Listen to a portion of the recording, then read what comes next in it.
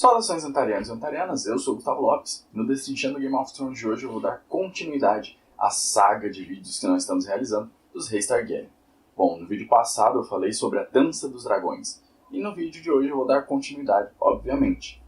Vocês se lembram que no vídeo passado eu disse que Aegon II, o rei que estava ali guerreando com sua meia-irmã Rhaenyra, ele tinha morrido, ele foi morto envenenado.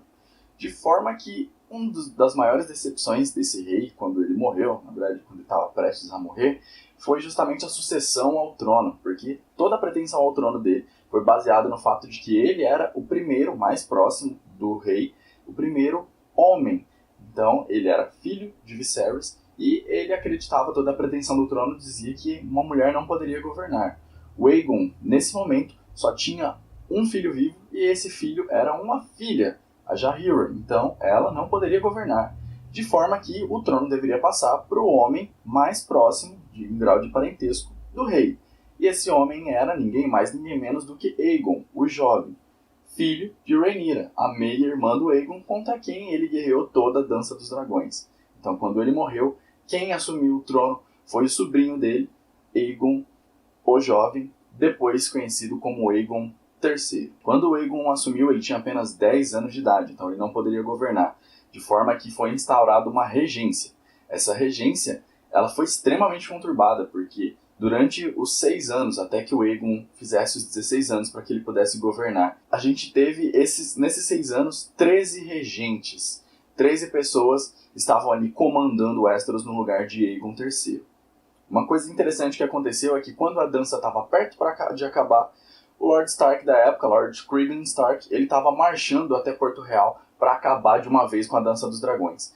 Naquele momento, um inverno extremamente rigoroso começava, esse inverno duraria 6 anos. Todo mundo lá do norte estava muito preocupado com isso, de forma que os Starks eles atrasaram em chegar na Dança dos Dragões justamente porque o Lord Stark queria que eles fizessem a melhor colheita possível, para que quando chegasse o inverno eles pudessem estar abastecidos. Então todo mundo depois saiu do norte e foi para o sul, até porque eles estando na guerra seriam menos bocas para alimentar no norte. E eles também queriam guerrear, queriam sangue, queriam isso daí. Quando o Aegon II foi morto, o Lord Stark e os homens dele ficaram extremamente putos, porque afinal de contas eles tinham marchado para nada, eles teriam que voltar para o norte, colocar mais bocas para alimentar no norte, e também não teriam matado ninguém, não teria acontecido guerra nenhuma. Então ele ficou muito puto, até porque o Lord Corlys Velaryon, que nesse momento era a mão de Aegon III, ele queria a paz. Então ele enviou corvos para todos aqueles que tinham se voltado contra a Rhaenyra. No caso, aí a gente tem os Baratheon de Ponta Tempestade, os Lannister de Casterly Rock e vários outros aí que acabaram se voltando. Então Corlys foi e enviou corvos para todas essas casas que tinham se voltado contra a Rhaenyra para que eles selassem a paz.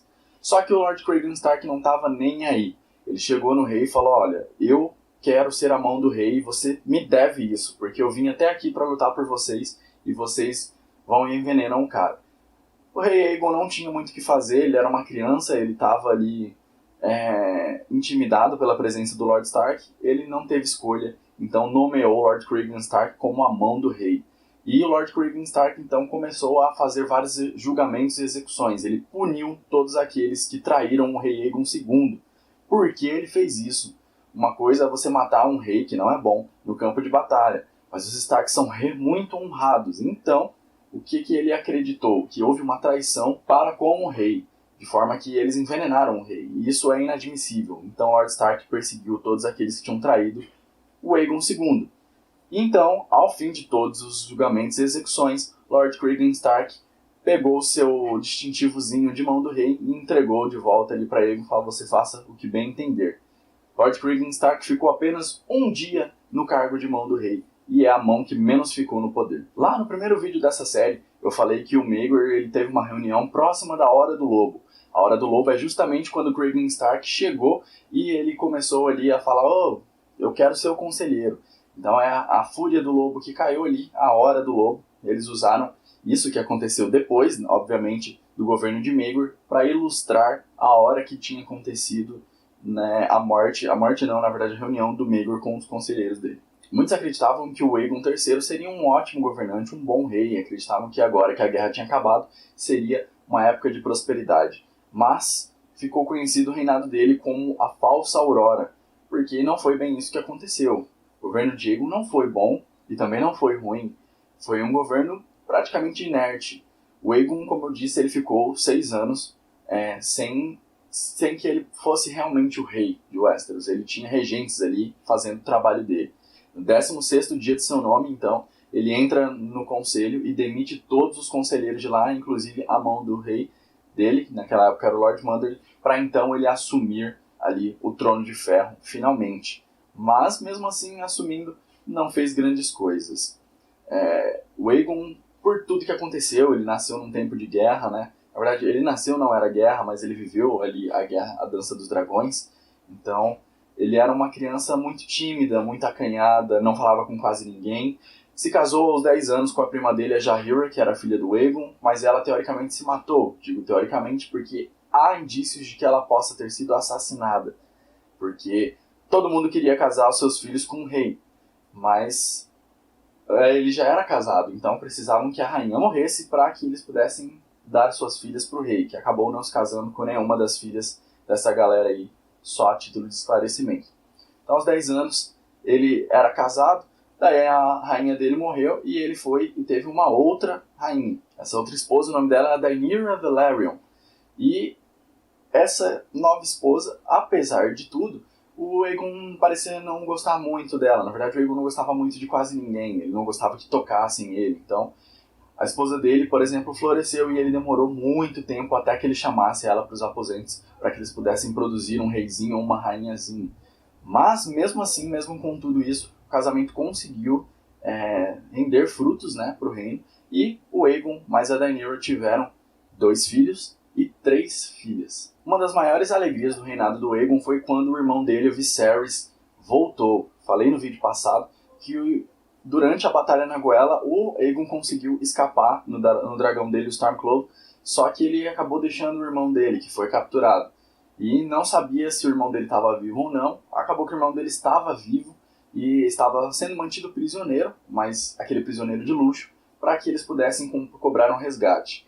E depois um cara chamado Punho de Carvalho acabou recuperando o irmão do Aegon e levou até ele. Inclusive o Viserys já estava até casado. Quando o irmão dele retornou, o irmão do Aegon retornou, ele ficou extremamente feliz. Ele nomeou o Viserys como a mão dele, a mão do rei. Então os dois passaram a governar o reino juntos. O governo, como eu disse, não foi bom, mas a partir do momento em que o Viserys se tornou a mão, melhorou. O Viserys, inclusive, foi quem convenceu o Aegon para que ele fizesse com que os dragões voltassem. Porque, afinal de contas, o Aegon não queria saber mais de dragões, mesmo sendo um Targaryen. Ele viu a mãe dele ser devorada por um dragão, e isso não deve ser uma experiência nem um pouco legal. Então ele não queria isso para o reino de novo. Mesmo assim, foi convencido. Tentaram chocar uma ninhada de dragões com os magos aí dos outros das Cidades Livres, mas não deu certo. Acabou que eles não conseguiram ressuscitar, né? Aliás, trazer nenhum dragão à vida novamente. Inclusive o Aegon foi conhecido como Desgraça dos Dragões, porque em 153 depois da conquista, o último dragão morreu, enquanto ele ainda era rei. Então, no governo do Aegon foi onde realmente os dragões acabaram de uma vez por todas. Em 157 depois da conquista, rei Aegon III morre e termina o seu reinado aos 36 anos, morreu vítima de uma tuberculose. Aegon foi um rei bastante inerte, não foi nem um pouco carismático, não soube falar com seus lords, não soube fazer o reino prosperar. Então, ele acabou fazendo um governo morno, talvez até mesmo gélido, e não é muito lembrado aí pela galera, talvez só pelo fato dos dragões terem morrido mesmo no reinado dele. Quem assume em seu lugar é seu filho primogênito de 14 anos, Daeron I, posteriormente conhecido como o Jovem Dragão. Daeron, ele, como eu disse, tinha 14 anos, ele teria que esperar 2 anos até que ele ascendesse ao trono realmente, assim como o pai dele. Só que o príncipe Viserys decidiu que não era bom mais rolar regência no reino, até porque nos 6 anos de regência, quando Aegon ainda não podia ser rei, o reino ficou acabado, então não era muito inteligente a regência. De modo que Viserys permaneceu com mão do rei, mas mão do rei agora do príncipe Daeron. Então o Daeron começou aí o reinado dele. Poucas pessoas acreditariam, mas Daeron com seus 14 anos foi um dos reis mais gloriosos que o Westeros já teve. O menino era extremamente genial, extremamente habilidoso, principalmente em batalha. Então ele decidiu que deveria conquistar Dorne, completar a conquista, algo que Aegon, o Conquistador, não conseguiu fazer. Então ele falou, vamos conquistar Dorne. Todos os conselheiros dele foram contra, falaram, não, isso não vai acontecer. Inclusive, um deles lembrou o Daemon do seguinte, Aegon, o Conquistador, tinha suas duas irmãs, a Rhaenyra e a Visenya, e eles ainda tinham 3 dragões. Você não tem dragões.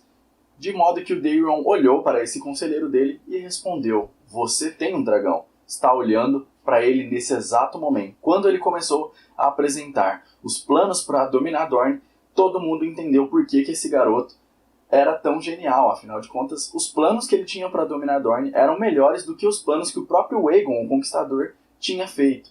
Lembrando que Daemon tinha apenas 14 anos de idade. O Daemon decidiu dividir o exército em 3 grandes forças. Uma força seria liderada pelo Lord Tyrell. Lord Tyrell passaria pelo Passo do Príncipe e tentaria dominar aquele lugar. Outra força iria pelo mar. Ellen Velaryon, conhecido como Punho de Carvalho, iriam com a frota Velaryon fazer uma espécie de embargo, conseguir ali vencer a guerra pelo mar e conseguir separar Dorne. E outra força seria liderada pelo próprio rei Daemon. Ele iria por um lugar chamado Caminho do Espinhaço. O rei foi por esse caminho, cada batalha que ele ia enfrentando ele ia ganhando. O Passo do Príncipe foi conquistado pelos Tyrell e a frota Velaryon conseguiu realmente fazer ali um cerco, vencer as batalhas todas que eles estavam enfrentando. E dessa forma, então, eles dividiram Dorne ao meio, de forma que a parte leste e a parte oeste não conseguiam se conversar, eles não conseguiam se ajudar. Pouco a pouco, o rei foi devagar, indo, avançando, até que ele chegou em Lança Solar, a sede da Casa Martell, o lugar mais importante de Dorne. Em Lança Solar, quando ele entrou em Lança Solar, estava o príncipe de Dorne e mais 40 grandes lords das grandes casas de Dorne. Quando ele chegou lá, todos os 40 lords, mais o príncipe, se ajoelharam diante de Daemon I, algo que nem mesmo o Conquistador conseguiu fazer. Para garantir que Dorne continuaria no reino, o Daemon resolveu pegar 14 pessoas das 14 grandes casas de Dorne e levar essas pessoas para Porto Real. Levando essas pessoas, então, Dorne teria uma dívida de gratidão, né, com eles, porque eles estavam protegendo essas pessoas lá, e se eles fizessem alguma merda, essas 14 pessoas morreriam. Contudo, o que ele não imaginava era que em Dorne não existem apenas famílias reais e a nobreza, existem muitos plebeus que estavam muito interessados em lutar. Esses plebeus deram muito trabalho mesmo pro Daemon, de forma que eles começaram ali a guerrear com todo mundo. O Lord Tyrell, que foi quem ficou encarregado de presidir, de reinar em Dorne, digamos assim, ele até tentava manter a ordem, ele ia sempre de castelo em castelo para renovar os votos de paz que aquelas casas tinham para com o reino. Mas isso não adiantou muita coisa. Inclusive, quando a rebelião realmente estourou, que o negócio ficou feio, foi quando o Lord Tyrell foi para um lugar chamado Arenito. Lá, esse Lord, que gostava de muitas mulheres, ele foi lá seduzido por umas mulheres, e ele acabou caindo numa armadilha com uma cama cheia de escorpiões. Inclusive, isso é referenciado no 10º episódio da 6ª temporada. A Olenna Tyrell, quando ela chega lá, ela fala: o último Tyrell que visitou a Dorne não acabou muito bem, se eu não me engano, em uma cama de escorpiões. Ela tá falando desse Lord Tyrell e dessa conquista de Dorne. Nesse momento, Dorne foi perdida quando o Lord Tyrell foi morto. Os plebeus continuaram ali fazendo muitas coisas ruins para o reino, de modo que o próprio Daemon, depois de ter voltado a Porto Real, decidiu que ele deveria voltar para Dorne para reconquistar Dorne mais uma vez. De novo, a genialidade do Daemon acabou fazendo com que ele conseguisse reconquistar Dorne. Então Daemon conquistou Dorne 2 vezes. Quando ele foi selar o acordo de paz, uma traição sangrenta aconteceu, de modo que as pessoas que estavam ali para selar a paz atacaram o rei. O rei tinha 4 soldados da guarda real junto com ele, 3 deles morreram para tentar defender ele, e um se rendeu para sua vergonha eterna. Daemon então morreu com a Blackfyre, a espada dos reis, em suas mãos. Portanto, 4 anos depois de assumir o trono, Daemon I morreu aos 18 anos ali, ao reconquistar Dorne 2 vezes e perdê-la também 2 vezes. Esse foi o vídeo de hoje, pessoal. Se vocês gostaram desse vídeo, estão gostando dos outros vídeos, por favor, deixe o seu like. Não se esqueça de deixar sua opinião nos comentários também, deixar sugestões de vídeo, etc. Não se esqueça de se inscrever no canal, deixar a sua curtida lá no nosso Facebook, o seu seguir lá no Instagram e no Twitter. acompanhar a gente em todas as nossas redes sociais, é muito importante para nós mesmo. E não se esqueça também de continuar acompanhando aí as nossas outras séries de vídeo. Muito obrigado por ter assistido até aqui e até a próxima.